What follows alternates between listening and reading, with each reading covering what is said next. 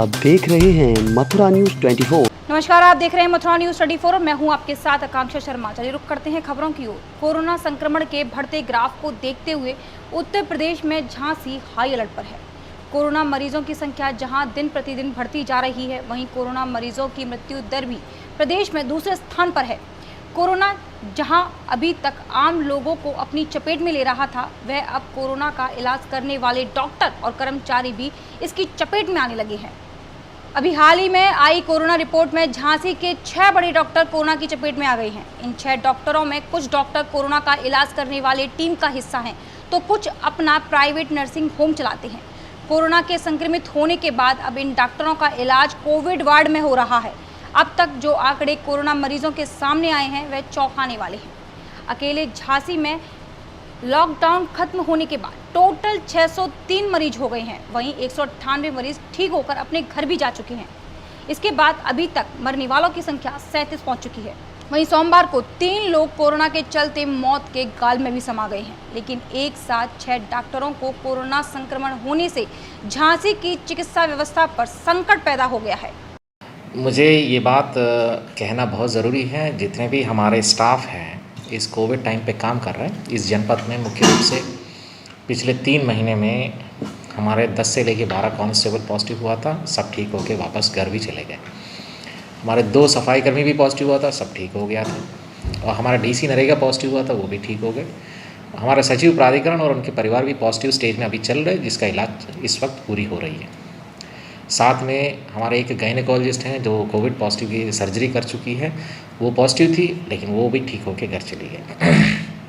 और हमारा एक और एसओ है, वो पॉजिटिव है, जिसका ट्रीटमेंट चल रहा है इस वक्त।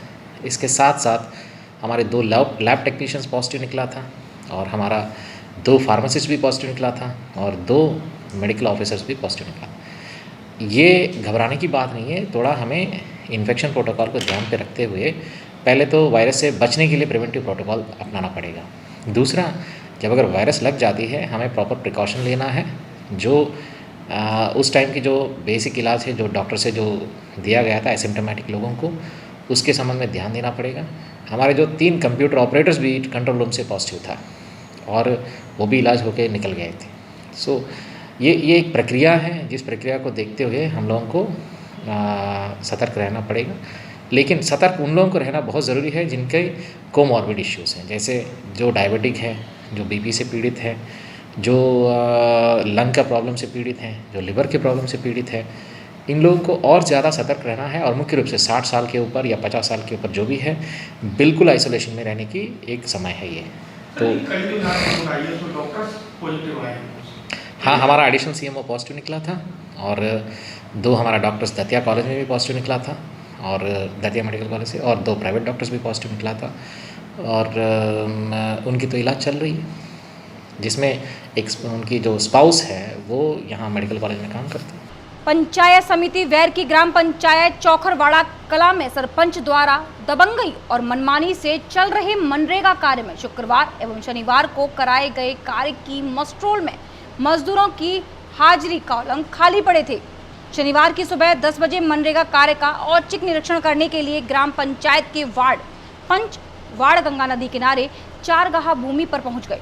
वहां जाकर मैट से उपस्थित मजदूर एवं हाजिरी के बारे में पूछा तो ज्यादातर नाम सरपंच परिजनों के पाए गए। वहीं जो प्रवासी मजदूर हैं, जिनको काम की आवश्यकता है, उनको काम नहीं दिया जा रहा, जिस कारण उन पर रोजी रोटी का संकट आ गया है।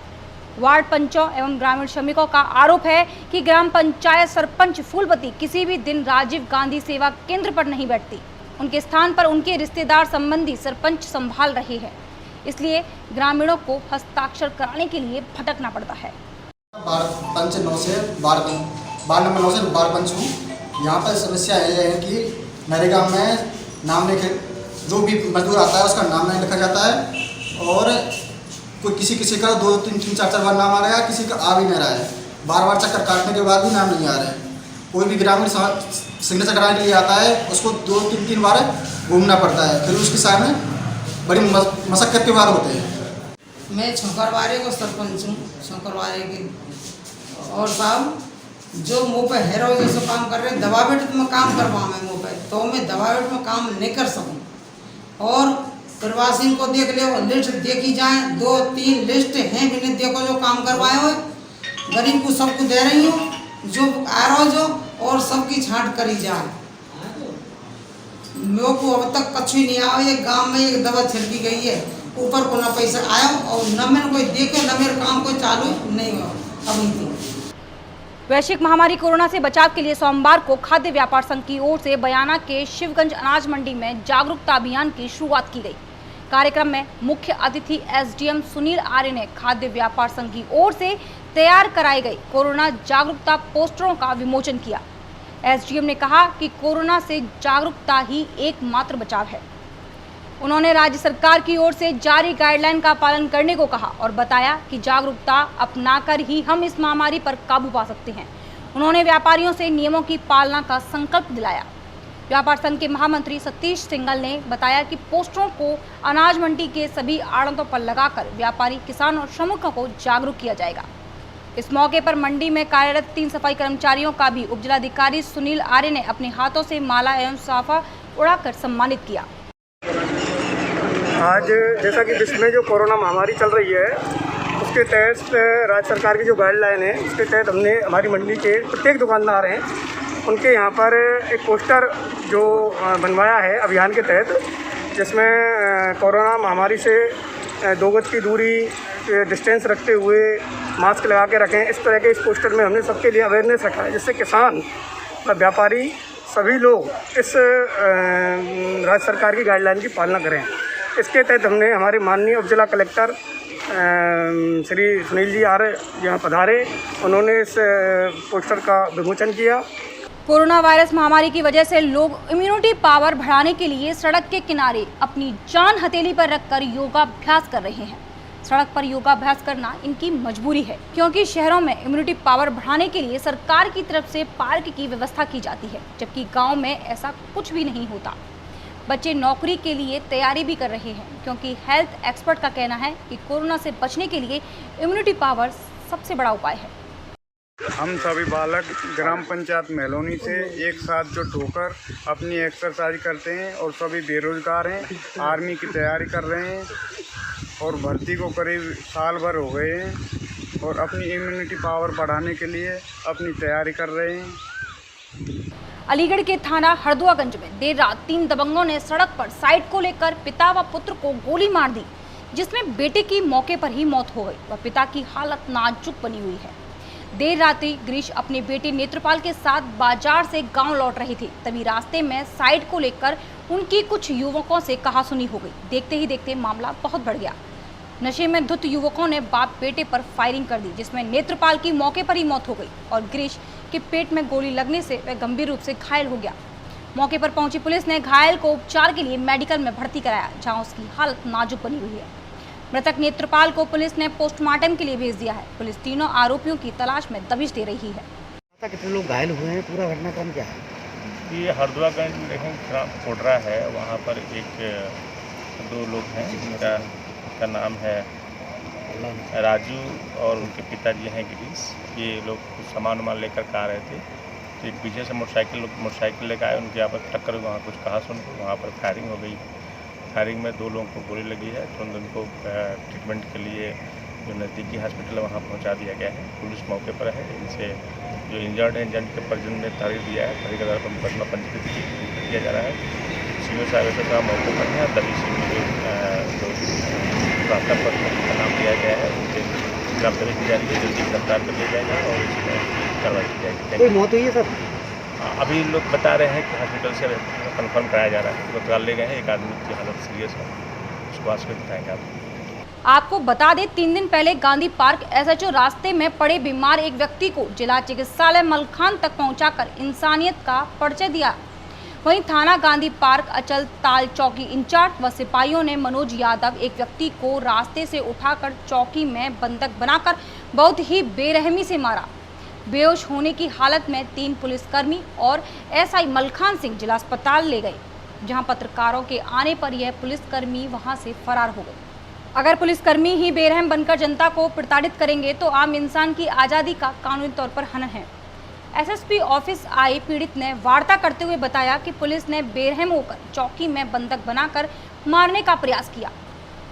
उज्जैन के महाकाल मंदिर को आतंकी का अड्डा बताने वाला बसपा पार्षद की गिरफ्तारी को लेकर बजरंग दल ने थाने में हनुमान चालीसा पढ़कर विरोध प्रदर्शन किया।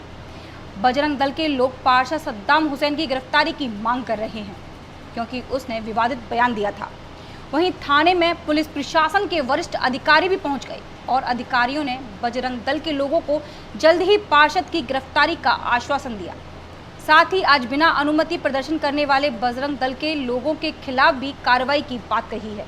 इस बारे में बजरंग दल के महानगर संयोजक गौरव शर्मा ने कहा कि देखिए, हमारी सीधी मांग है अलीगढ़ नगर निगम पार्षद सद्दाम हुसैन जेल की सलाखों के पीछे हो। और मांग का सीधा सीधा तात्पर्य है 12 ज्योतिर्लिंगों में से एक उज्जैन महाकाल के लिए वो बेशरम व्यक्ति बोलता है कि वो आतंकवाद का अड्डा है।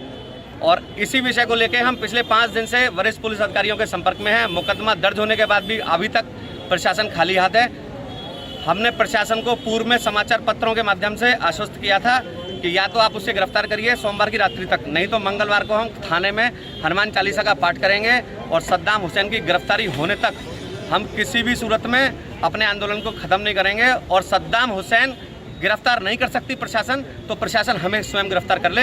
यहाँ सैकड़ों युवा इस समय बजरंग दल के आह्वान पर यहाँ अपनी गिरफ्तारी देने आए थे। पाठ किया था आपने थाने में? हम सभी ने हनुमान चालीसा पाठ किया है और आगे भी क्या आश्वासन मिला है आपको? वरिष्ठ अधिकारियों से मेरी बात हुई है, उन्होंने आश्वासन दिया है सद्दाम हुसैन पर गुंडा एक्ट के तहत कार्रवाई होगी। साथ ही भविष्य में कोई इस प्रकार की पोस्ट करेगा तो इस बार जो मुकदमा हिंदूवादियों के द्वारा ना होकर सीधे सीधे प्रशासन के सोशल मीडिया सेल गिरफ्तारी की क्या गई है ना? गिरफ्तारी के लिए उन्होंने बुलाया, हम बहुत जल्द इसे गिरफ्तार करेंगे। ये महाकाल मंदिर को लेकर बसपा के पार्षद सद्दाम हुसैन द्वारा एक सोशल मीडिया पे अभद्र टिप्पणी की गई थी, जिसका मुकदमा थाना कुआरसी पर पंजीकृत है। बजरंग दल के लोग आज सद्दाम हुसैन की गिरफ्तारी को मांग को लेकर यहाँ आए थे। क्योंकि 144 लागू है तो नियम से कार्रवाई की जाएगी। मथुरा वृंदावन नगर निगम लगातार व्यवस्थाएं सुनिश्चित कर निगम की संपत्तियों से अवैध कब्जा हटाने की कार्रवाई शुरू हो गई है। इसी को लेकर मंगलवार को मथुरा वृंदावन नगर निगम के डिप्टी कलेक्टर राजीव उपाध्याय की मौजूदगी में हाईवे क्षेत्र की 17 अवैध दुकानों की ध्वस्तीकरण की कार्रवाई की गई। डिप्टी कलेक्टर राजीव उपाध्याय और सीओ रिफाइनरी वरुण कुमार सिंह की मौजूदगी में भारी पुलिस बल के साथ नगर निगम की टीम की 3 जेसीबी मशीनों की सहायता से कार्रवाई संपन्न की गई। सर, ये किस प्रकार का अभियान चलाया जा रहा है, क्या हो रहा है पूरा? ये नगर निगम की बेशकीमती ज़मीन पर जिसकी कीमत करोड़ों रुपए है, पुष्पांजलि उपवन के एंट्री गेट पर 17 दुकानें अवैध रूप से बना रखी थी। नाला निर्माण नहीं होने दिया जा रहा था। नगर आयुक्त महोदय ने मजिस्ट्रेट की मांग की थी। जिला मजिस्ट्रेट ने मुझे मजिस्ट्रेट तैनात करते हुए यहाँ भेजा।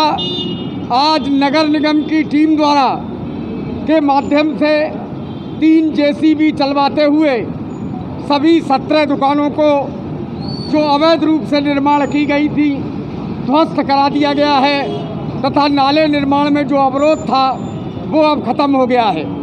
यह सारा निर्माण घाटा संख्या 77 मोहाली में था, जो कि नगर निगम की संपत्ति है। इस दौरान कोई विरोध का सामना भी करना पड़ा क्या टीम को? कोई विरोध नहीं हुआ। पूरी तरह कानून व्यवस्था बनाए रखी गई और किसी का कोई विरोध नहीं झेलना पड़ा। अभी तक के लिए सिर्फ इतना ही। मुझे दीजिए इजाजत, फिर मिलेंगे नई खबरों के साथ। नमस्कार।